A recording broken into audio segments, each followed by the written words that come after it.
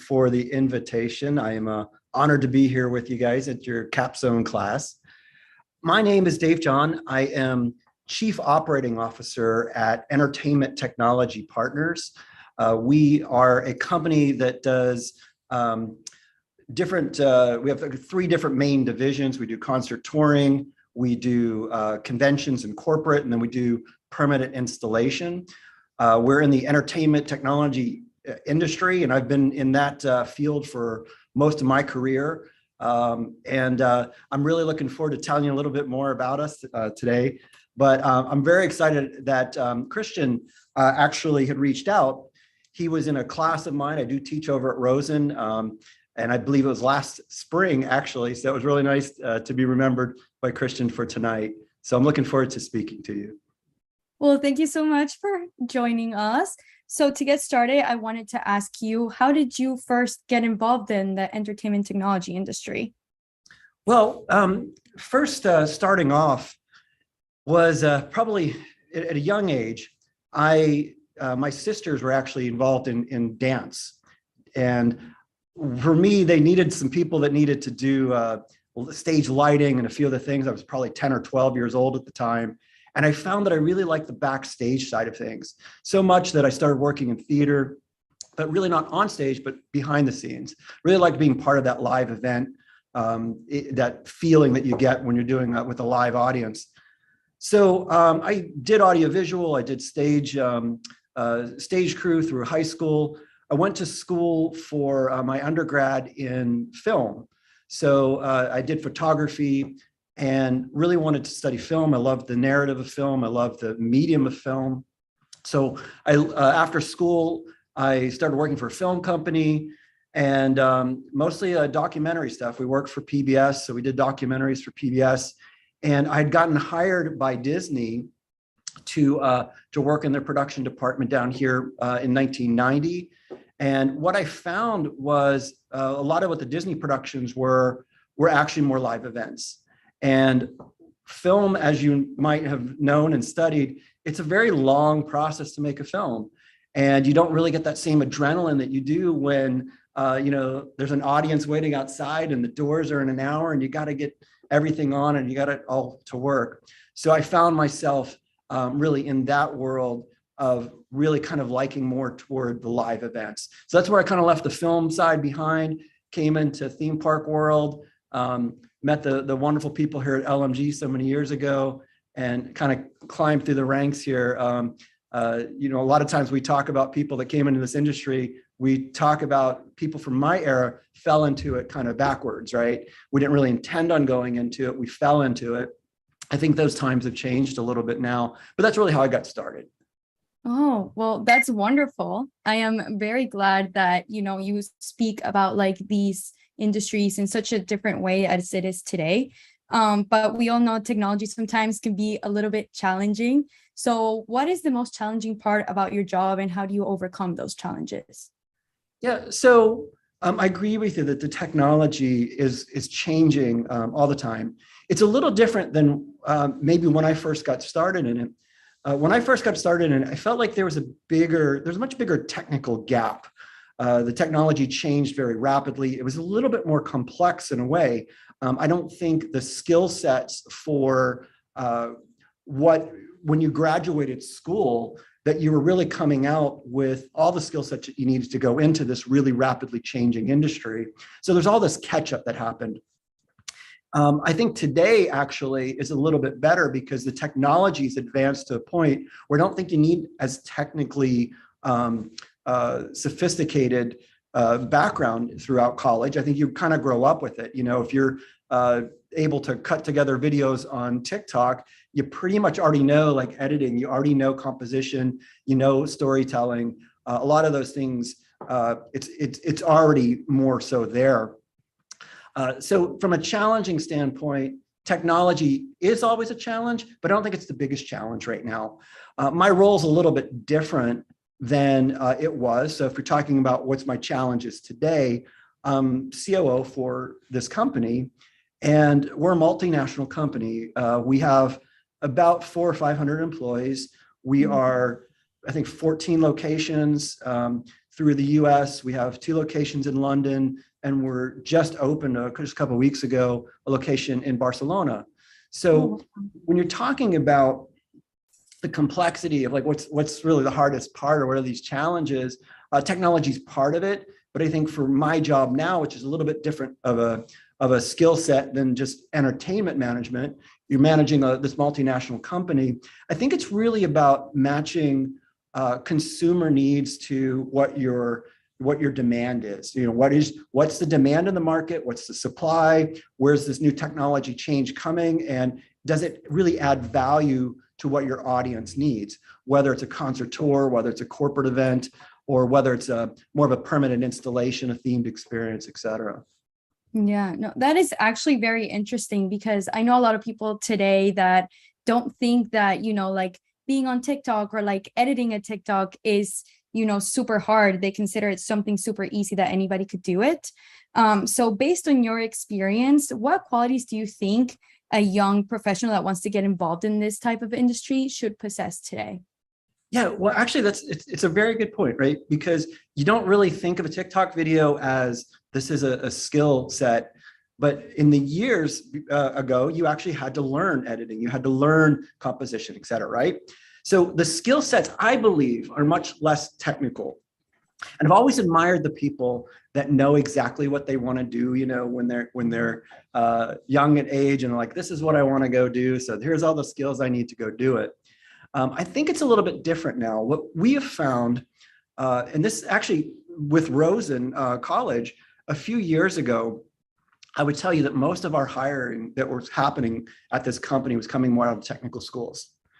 And we found that while the technology that they were being taught was good, what they were lacking was really the interpersonal skills and more of like kind of like the management philosophies that I think you guys are learning here at Rosen. It's the hospitality side of it. It sounds a little odd, I think, when you first hear entertainment management is in the hospitality school and you go, really? I mean, shouldn't that be in like theater or something, right?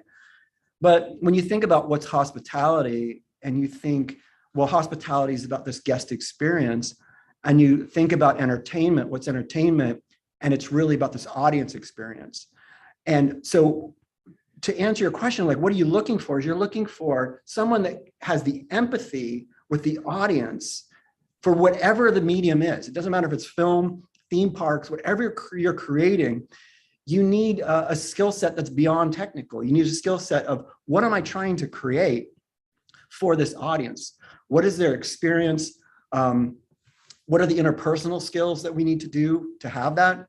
A lot of times, we find this a lot in our concert side of things. We do a good bit of touring, and you're putting together a crew for a tour. It's not just that you're trying to find the best technically advanced people. You're trying to find people that get along with each other. You're riding on a tour bus for weeks or months at end. You're going to have to be able to get along. You're going to have to be able to understand a little bit more of like you're on the audio crew and you're got on your bus, maybe some people from the lighting crew, right? You're going to have to understand and have some empathy for them. So the empathy for the audience to create this experience, the empathy and understanding for your teammates on this tour. I think those are actually more important skills right now, is to understand the soft side of this business. We had actually right now, we're actually pretty proud. There was a list that came out from Rosen recently and named the top 5 intern companies that are hiring from Rosen. And number 1 was Disney, as you'd expect. Number 2 was Universal, as you'd expect. Number 3 was Marriott, as you probably expect. Number 4 was Rosen, as you'd expect, Rosen Hotels. And number 5 was Entertainment Technology Partners. Wow. So what was really surprising to our team when we said that, one, that we were in with these big names, but that the rest of our crew was seeing, wow, we're really relying and finding value out of hospitality-minded students and graduates, and that we're also finding that it really is not as technical requirement as it was before. You're not in an applied degree program. You're not learning just how to use consoles and, the audio acoustics or whatever. You guys can pick that up pretty quickly if you've got some good basic skills. No, yeah, I 100% agree. Has there been like a specific project that you worked on that has been like life-changing for you, or like you've been really, really proud, something that you would like to share? Wow, let's see. Well, let's see. Last week I was in Los Angeles, and we had been working on this project for Madison Square Garden. It's been a super top secret project, but we're now allowed to talk about it because they just announced it. U2 is going to be the first musical act to perform in this venue we created. So the venue is a big dome, and the dome is a completely immersive LED screen. So you go in, the audience has these raked seatings. So it's kind of like this 360 projection, but in this case, it's actually an LED dome. And it's they're building a larger one in Vegas. The one we just built was in Burbank, and it's for more intimate shows. And I think what's kind of cool about it, what we're proud about it, of it too, is just it was an incredibly short timeline to put together.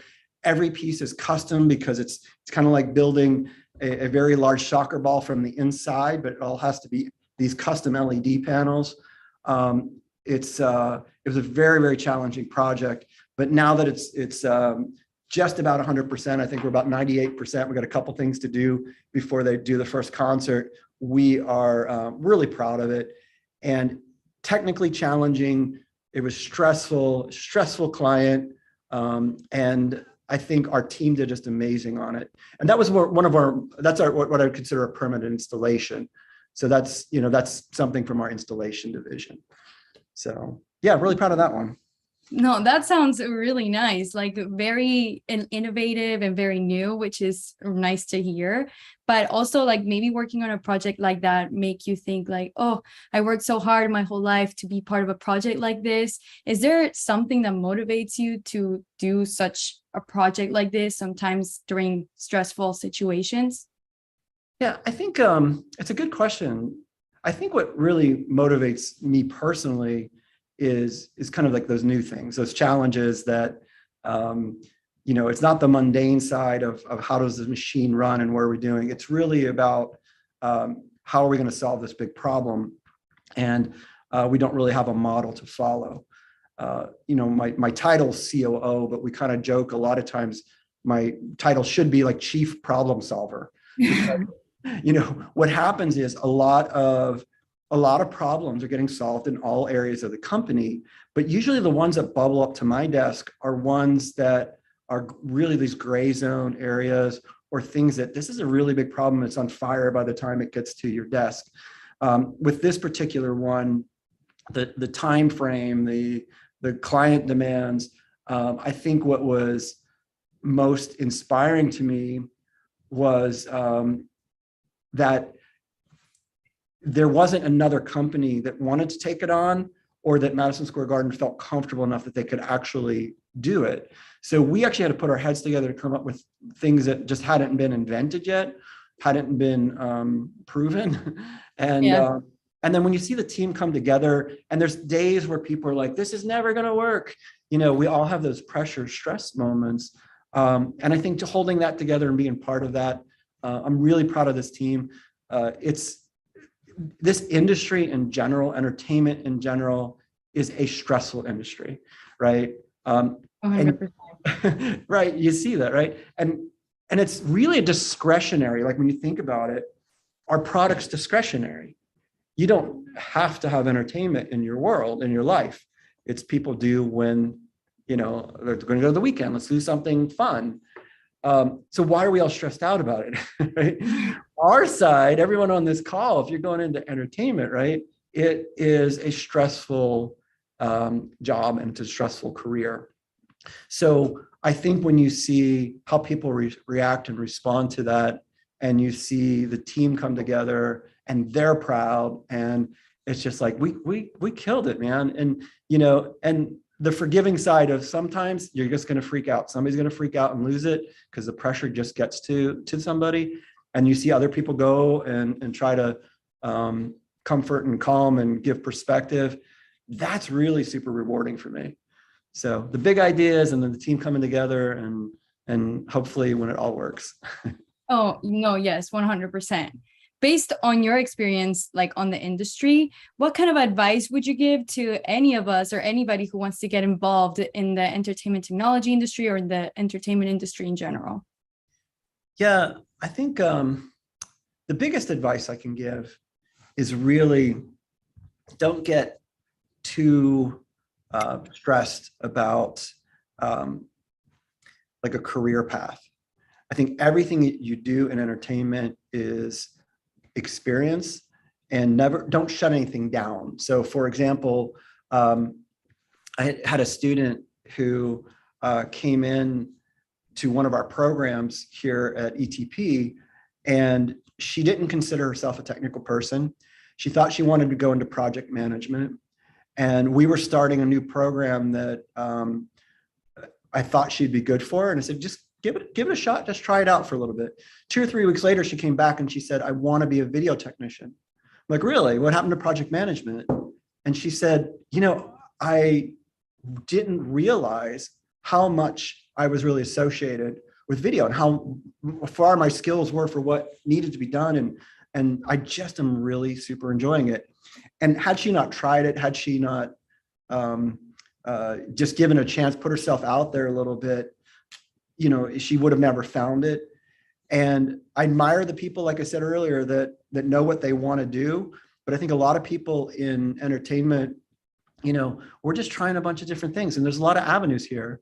You might think you want to be in film like I did. It's like most of the people that I went to film school with went to New York or California, and they worked on large projects. They were working on really big films. And I liked kind of like the small film crew because I could do a little bit of everything, right? You're doing lighting, you're doing audio, you're doing, because I liked being a part of all of it versus just being on a big production where you're carrying like one lighting cable, Yeah. And that's so just a little part in a big show. But what I found was I like the energy of that. And if I just said, okay, this is all I want to do without being open to the live side of it, I think I wouldn't have been as happy. So I think just being very open-minded, looking at everything as experience, you can learn even on the worst jobs.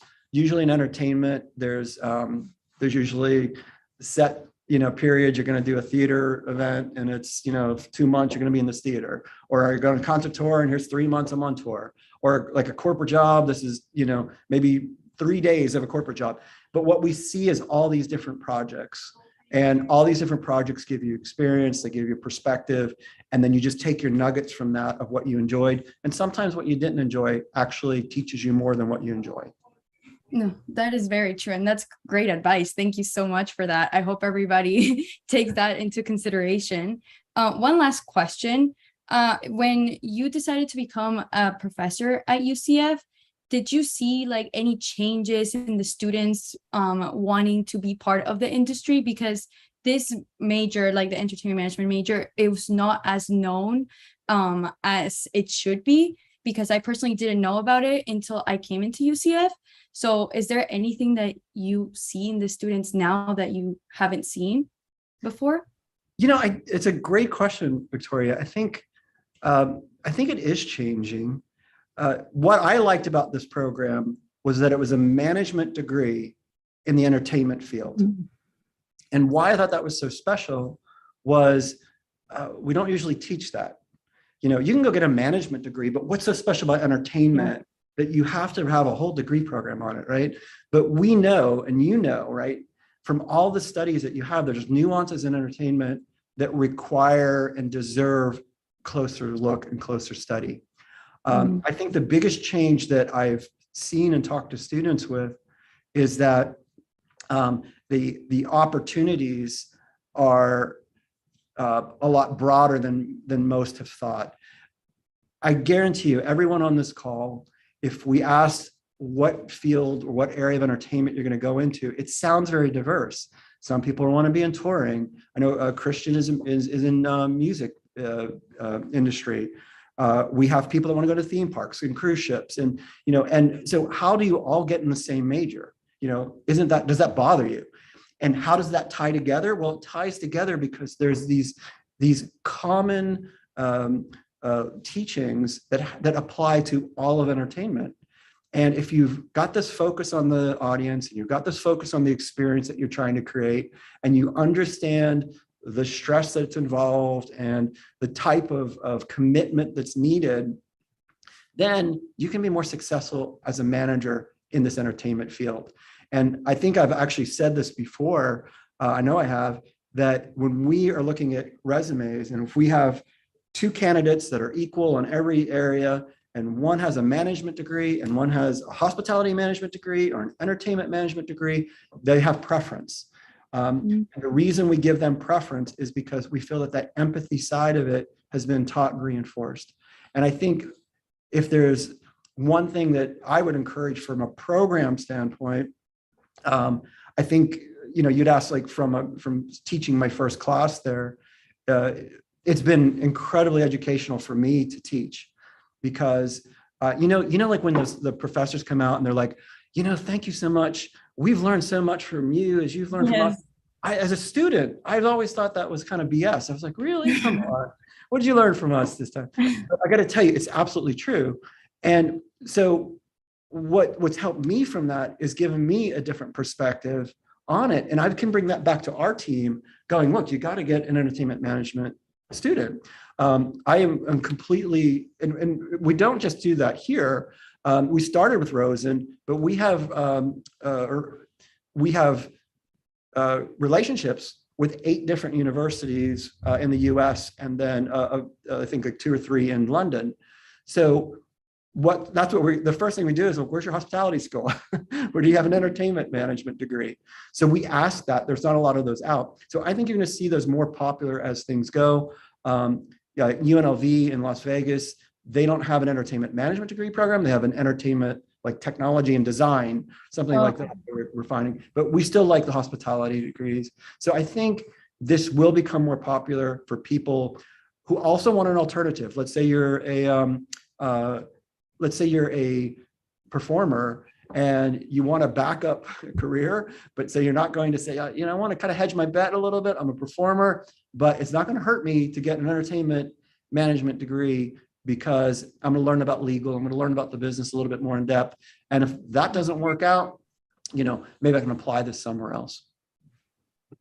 Well, thank you so much for all that information. It was really, really educational. And I think it's safe to say that we all learned something from this experience. But that's all we have time for today. So thank you, everybody, for joining. Thank you, Mr. David. And I hope everybody has a wonderful day. Great. Thanks so much. It's great joining. Thank you. Bye. Take care, everyone.